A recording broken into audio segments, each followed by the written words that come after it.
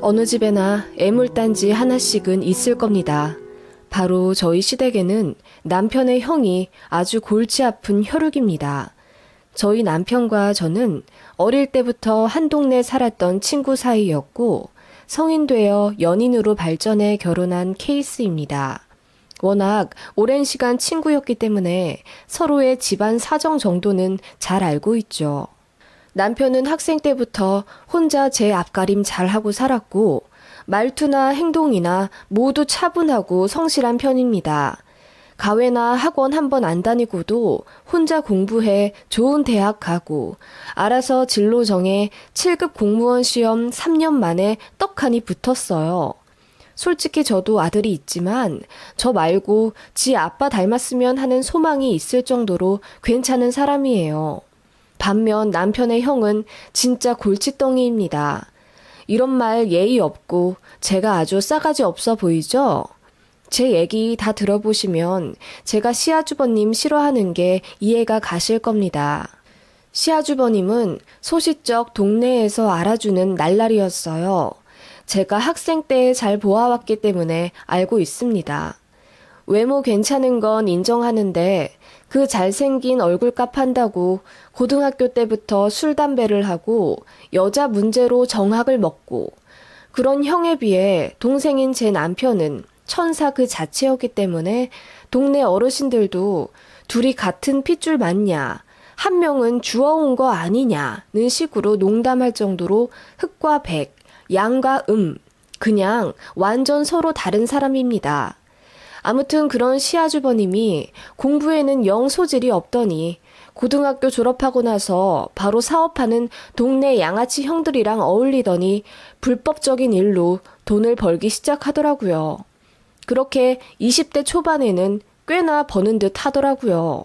몇 달에 한 번씩 차가 바뀌고 여자도 계속 바뀌고 옷과 구두며 온통 명품 칠갑을 하며 떵떵거리고 사는 듯 하더니 결국 사업 같이 하던 형들한테 뒤통수 맞아서 깜빵에도 3년 정도 갔다 왔습니다.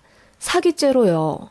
남편이 학교 다니면서 본인 형 옥바라지 하는 것도 지켜봐 왔습니다.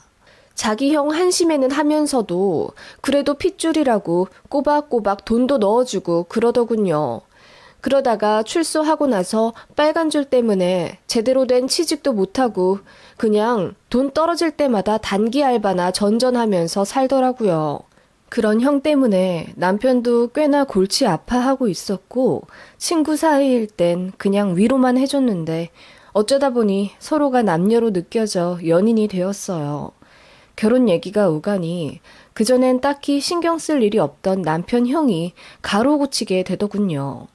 무엇보다 저희 친정 부모님이 그 점 때문에 제일 반대를 하셨어요. 제 앞가림 못하는 형제는 없는 이만 못한 거야. 평생 돈 달라 손 벌리고 이거 도와달라 저거 도와달라 피곤하게 굴 텐데 그걸 어떻게 감당하려고 저 집에 시집을 가니. 남자는 많아. 네가 뭐가 모자라 형준이랑 결혼을 한단 말이야. 그냥 친구로 지내 전처럼. 그렇게 입에 거품을 물고 반대하셨던 저희 부모님이지만 사실 남편을 참 좋게 생각하시긴 했어요. 세상에 둘도 없는 성실하고 착한 아이라며 인간성 하나는 인정하신 분이셨거든요. 그래서 부모님도 많이 혼란스러워 하셨습니다.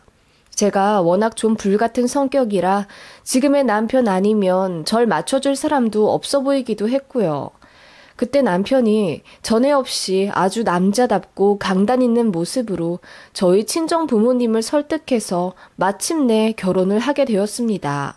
남편이 저희 부모님 앞에서 무릎을 꿇으며 뭐라고 했냐면 어떤 부분에서 걱정하실지 저도 잘 압니다. 저는 남자가 결혼한 그 순간부터 1순위는 무조건 내가 이룬 가정이어야 한다고 생각합니다. 내가 선택할 수 없는 가족과 내가 선택한 가족은 완전히 다릅니다. 저희 집에서 혹은 제 형 때문에 힘들게 하는 일은 없게 하겠습니다. 결혼 잘했다고 생각할 수 있도록 제가 지금보다 더 많이 노력하면서 이 사람 아끼고 지켜주겠습니다. 믿어주세요. 허튼 약속은 절대로 하지 않겠습니다. 라고 진중하게 말한 남편 덕분에 저희 부모님도 마음이 사르르 녹아 결국 결혼식을 올리게 된 거죠. 남편은 자기가 한 약속을 아주 잘 지켜왔습니다. 일단 형이 돈 달란 소리를 못하게 원천 봉쇄를 해놨더군요. 자꾸 용돈이다 뭐다 주면 버릇 나빠져서 그나마 하던 알바도 안 한다고 남편이 아예 돈을 안 주더라고요. 남편은 평소에는 순하다가도 자기가 생각한 것이 맞다고 느끼면 앞, 뒤, 옆 잴 것 없이 밀어붙입니다. 그 성격 알기에 시부모님도 형 챙겨 돈 좀 쥐어줘라 이런 소리 못 하셨죠. 시아주버님도 한번 호되게 혼난 적이 있는지 본인 동생을 좀 어려워하기도 했고요. 시부모님이 어설프게 저를 쥐어 흔들며 시집살이 하시려 하는 것도 남편이 눈치 빠르게 캐치해서 바로 중재했고 그 덕분에 그 흔한 아들 손주 타령이나 김장 김치로 인한 스트레스도 없었어요. 원래도 영리한 남자이긴 했는데 자기 바운더리 안에 있는 사람은 끔찍하게 챙기더군요. 그렇다고 해서 저도 남편의 등 뒤에 숨어 제가 해야 할 며느리 노릇을 피하려 하진 않았죠. 안부 인사도 알아서 잘 드렸고 남편 없이도 명절에 시댁에 가서 자처해서 일도 하고 시어머니께 살갑게 굴려고 많이 노력했어요. 그런데 시어머니는 항상 그러시더라고요. 우리한테 잘하는 것도 고맙긴 한데 나는 우리 며느리가 형근이한테 더 잘했으면 좋겠다. 너희야 서로 배필도 맺고 직장 튼튼해. 애들도 공부 잘해. 걱정할 일 하나 없겠지만 우리 형근이는 어쩌니. 저 나이 되도록 결혼도 못하고 돈은 하나 못 모으고 저러고 살다가 골방에서 혼자 늙어 죽을까봐 나는 그게 너무 걱정돼. 그럴 만도 한 게 시아주버님은 어릴 때나 잘생겨서 여자들이 줄을 섰지 나이 먹고 몸 관리 제대로 못하니 훅 가더라고요. 게다가 전과도 있고 제대로 된 직장도 없어서 아직도 부모님한테 빌붙어 사는 돈 없는 남자를 누가 좋다고 옆에 붙어 있겠어요. 남편이 알아서 독립적으로 거리를 두려 했기 때문에 저희 가정이 버는 수입이 시댁, 특히 반백수인 시아주버님 주머니로 들어가는 일도 없었고 저희 부부는 그렇게 건실하게 살아내며 수도권 30평대 아파트를 매매했어요. 내 집 마련에도 성공했고 무엇보다 가장 큰 행운은 아빠를 닮아 성실하고 착한 아이가 둘이나 생겼다는 점입니다. 눈에 넣어도 아프지 않을 소중한 아이들을 키우며 저희는 그렇게 행복을 채워가고 있었습니다. 그런데 시아버지가 갑작스레 돌아가신 이후부터 상황이 조금씩 삐그덕거리기 시작했어요. 시어머니가 홀로 계시며 공허함 때문인지 이전보다 더 심하게 저희 부부에게 집착하셨고 마침내 질투인지 뭔지 모를 부정적인 감정까지 내비치셨습니다. 너희 둘만 잘 살아 행복하지 아주? 짝도 없고 돈도 없는 시아주버님은 불쌍하지도 않니? 둘이만 잘 살면 뭐해? 제 형은 저러고 사는데. 어머니, 누가 누굴 챙기며 삽니까? 다 큰 성인이 제 앞가림하며 사는 것은 당연한데요. 거저 얻는 것이 어디 있습니까? 저도 지금 제 식솔들 책임지느라 하루가 바빠요. 어머니가 정말 형을 원하신다면 불쌍하단 소리로 그만 좀 감싸시고 혼자 잘 살 수 있게 옆에서 지켜나 봐주세요. 나이가 몇인데 아직도 밥을 해다 바치고 속옷을 빨아다 개줍니까? 남편이 단호하게 커트하면 그게 또 그렇게 서운하다며 엉엉 우시고 거의 몇 달간 연락도 안 하고 잠수를 타는 시어머니십니다. 시아주버님이요? 솔직히 말해서 진짜 도움 하나도 안 됩니다. 저희 집 와서 애들 꼬셔서 스마트폰으로 뭘 결제했는지 30만 원이나 나오게 만들어 놨더군요. 알아보니 저희가 하도 돈을 안 준다고 스마트폰으로 현금 서비스 같은 걸 받아서 자기 계좌에 넣었더라고요. 그리고 걸핏하면 저희 남편한테 술 먹고 전화해서 지금 어느 술집인데 와서 계산 좀 해달라. 집에 좀 데려다 달라. 진상을 부려요. 그래서 전화번호 차단한 적도 몇 번인지 모릅니다. 그러기만 하면 다행이게요. 저한테도 툭하면 문자에서는 재수씨 친구들 좀 소개시켜달라. 외로워 죽겠다. 주변에 돈 많고 순진한 여자 없냐 등 희롱에 가까운 말들을 해대며 속을 긁어대곤 했습니다. 아직도 본인이 잘 나가던 20대 초반인 줄 알고 그때의 영광에 살고 있는 게 너무 한심했어요. 돈도 없으면서 조금이라도 목돈이 생기면 명품 사려고 백화점을 기웃댑니다. 당연히 돈이 모자라죠. 그러면 저나 남편한테 슬그머니 연락해서는 허리가 아프다, 면역력이 떨어져서 영양제 좀 사다 먹어야겠다 등 은근히 돈을 받아내려고 수쓰더라고요.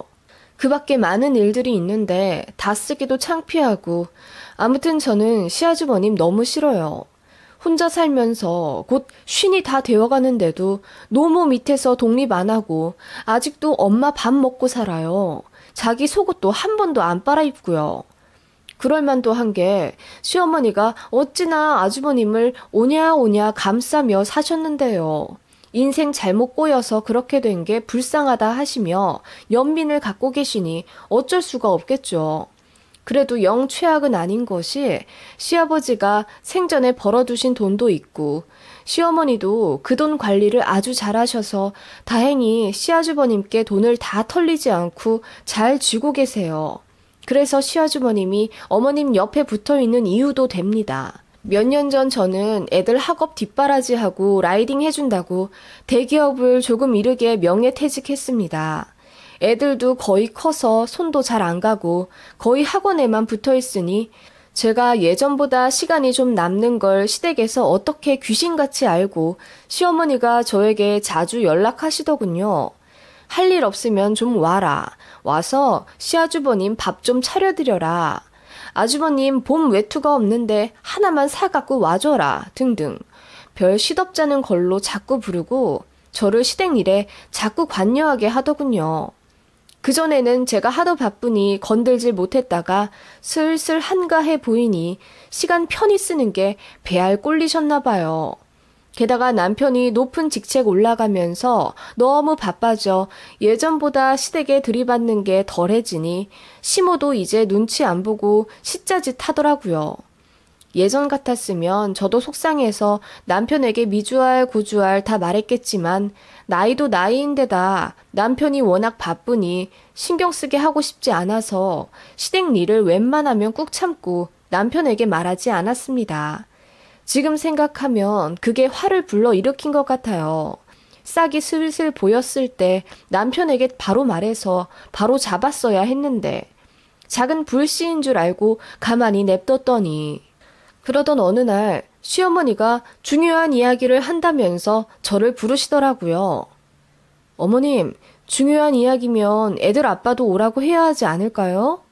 됐다. 바쁜 사람 뭐하러 부르니? 애들 학교 보내고 너만 잠깐 건너와라. 그러시기에 무슨 일인가 하고 시댁에 갔습니다. 갔더니 어머님이 소담하게 밥상을 차려 놓으시고 앉으라 하시더군요. 무슨 말씀을 하시려고 저렇게 각을 잡으시나 했더니 네 시아주버님도 내일 모레면 쉰이다 쉰. 알지? 네, 알죠.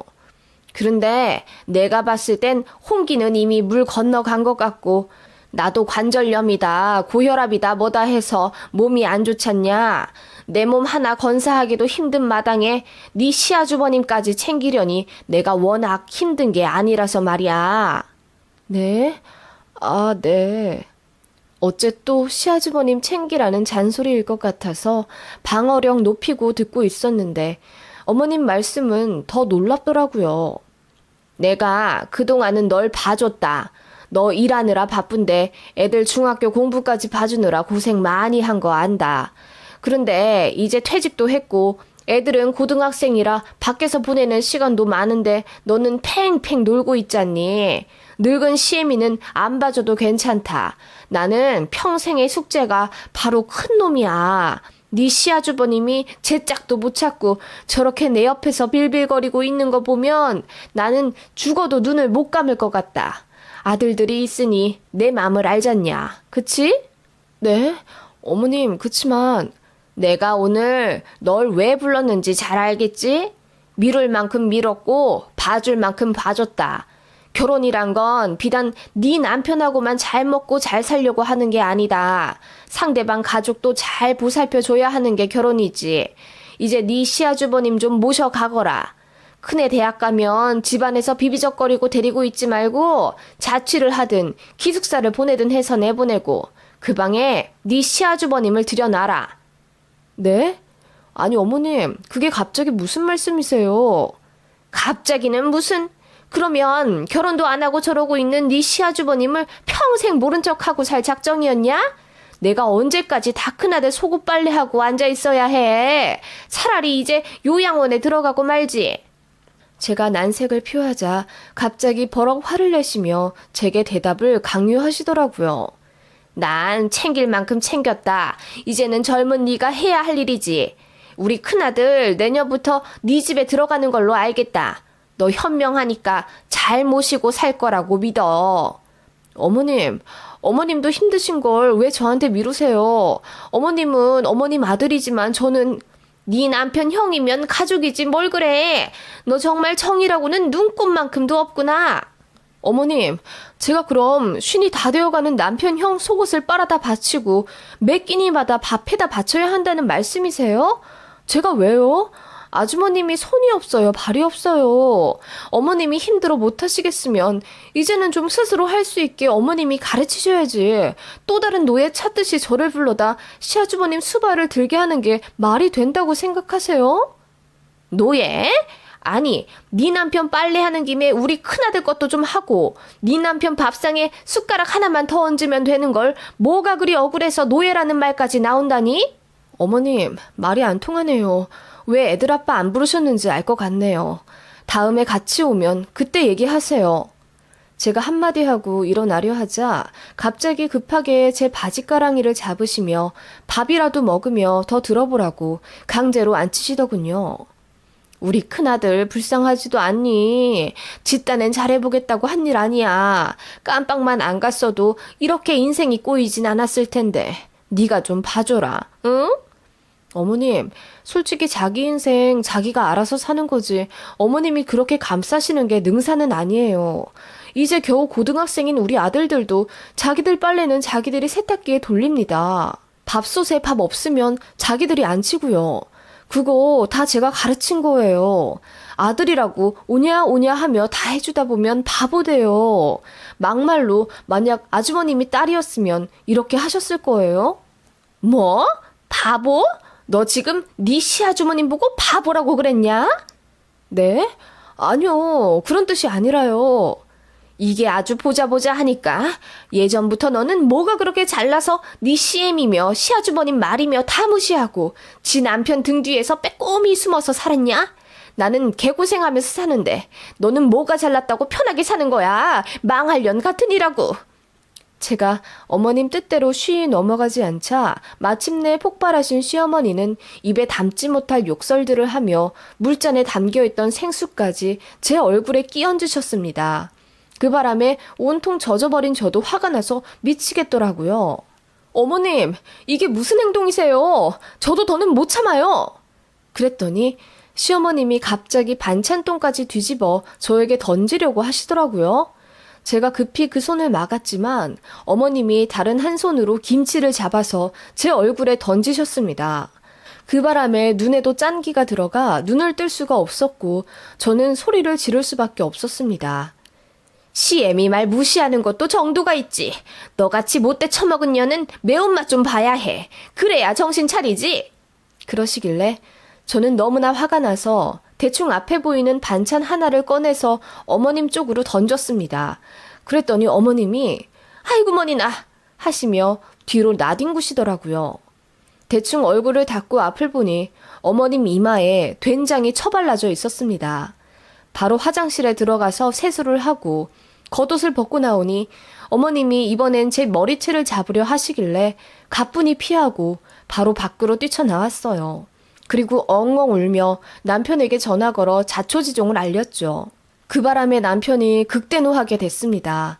영상통화를 걸길래 받으니 제 꼴이 말이 아닌 걸 보고 경악하더군요. 연신 미안하다고 사과하면서 저녁에 좀 늦을 것 같다고 하더군요. 정말 11시 다 돼서 지친 몸으로 들어온 남편이 제 앞에서 무릎을 꿇으며 이야기했습니다. 시댁 가서 다 뒤집어 엎고 왔대요. 남편이 어릴 때부터 참 담담하고 과묵한 것이 그냥 성격인 줄 알았는데 형한테 치이고 차별받아서 그냥 그렇게 말수를 줄이며 혼자 앞가림하고 살아온 거더라고요. 남편도 나름대로 편애와 차별에 대한 큰 상처가 있었고 매번 사고만 치는 형에 대해 이골이 날 만큼 난 상태였습니다. 그 불똥이 이제 본인이 아닌 저한테까지 튀는 걸 알고 있었고 저 모르게 시어머니와 아주버님께 뒤에서 단도리를 몇 번 했나 보더라고요. 본인 가정까지 파탄나게 만들면 앞으로 용돈이고 뭐고 아무것도 없고 가만 안 두겠다는 식으로 엄포를 놓았었는데 시어머니가 그 약속을 어긴 거였다면서. 그래서 화가 난 남편이 시댁에 가서 형까지 불러앉히고 이제 연락하지 말라고 울분을 쏟아냈다더군요. 그동안 차별받고 살아온 것도 서러운데 와이프한테까지 김치 던지고 모셔라 마라 망언한 거 절대 용서 안 하겠다면서 유산이고 뭐고 다 필요 없으니 그 돈으로 정 안 되면 가정부라도 써서 둘이 알아서 살아라고 했다더군요. 그동안 시어머니가 유산 얘기하면서 남편을 은근히 잡아두었다고 해요. 이골이 날 만큼 난 남편이 마침내 유산까지 포기하면서 연을 끊겠다고 하니 시어머니는 난리가 났고 그제서야 자기가 잘못 생각해왔고 아들 잘못 키운 걸 인정하셨다네요. 그렇게 얘기가 끝났다고 하고 저한테는 앞으로 절대로 연락하지 않겠다는 약속을 받아냈다네요.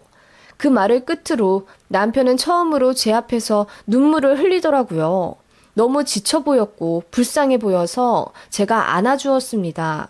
그렇게 저희 부부는 그 일로 싸움은커녕 더 단단해지는 계기가 되었어요. 얼핏 얘기 들으니 시아주버님은 뒤늦게 살림 공부하고 있다더군요. 평생 여자 없이 혼자 살 것 같으면 제 손으로 밥이라도 해먹고 살으라고요.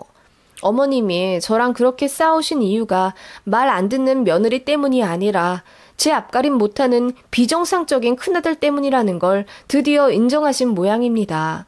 그 이후로 저는 정말 시어머니와 시아주버님 때문에 스트레스 받는 일이 전혀 없었고 작은 아들까지 대학 보내고 나서 이제야 제3 찾아 운동도 다니고 그러고 있습니다. 시어머니 얼굴에 된장 던진 며느리는 저밖에 없겠죠. 그리고 김치로 얻어맞은 며느리도 요즘 같은 세상에 없을 겁니다. 하필이면 제 손에 된장이 있었을 건 뭘까요? 멸치나 김이었으면 조금 억울할 뻔했습니다. 농담이에요.